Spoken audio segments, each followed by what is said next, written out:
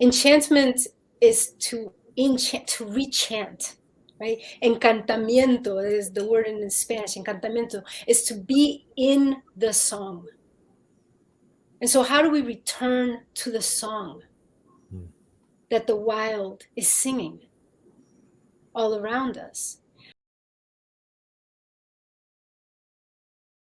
You wrote on your Twitter or Instagram, sorry, there's an image there and a quote that just struck me, and it seems links to here, but you said the wild is the only mirror where we can truly see ourselves whole.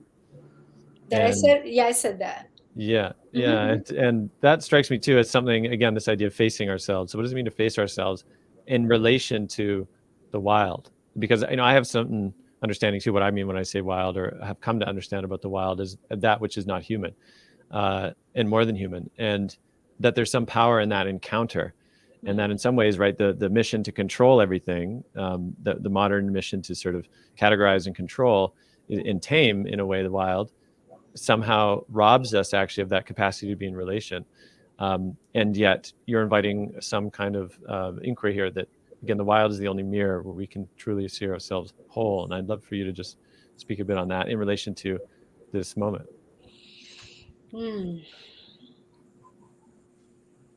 Absolutely. The wild, I mean,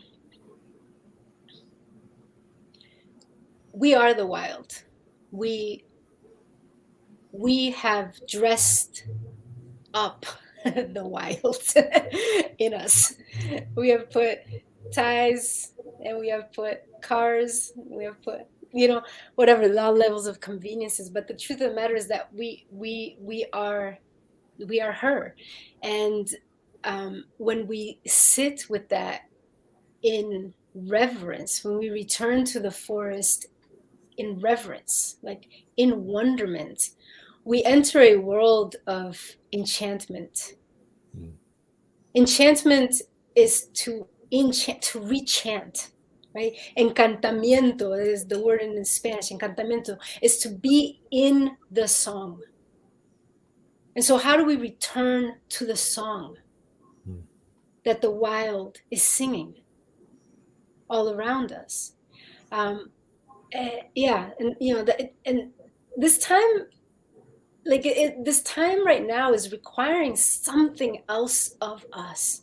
This is a time of crossroads. It's a time of initiation.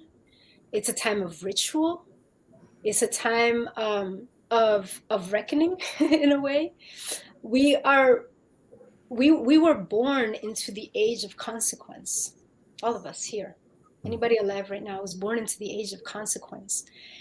My dear friend said something once, it was really beautiful. He said, we have to become conscientious objectors to late stage capitalism, just like we're conscientious objectors to war or whatever.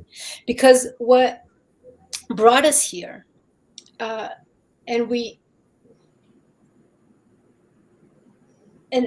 and how we are addressing this time, like what has brought us here and how we're addressing this time, is through a very colonized, globalized, capitalistic framework.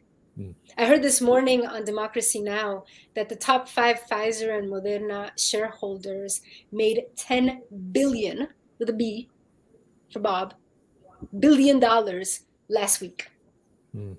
Last week. They're making $1,000 a second. It's the most lucrative medicine, if you would, in human history.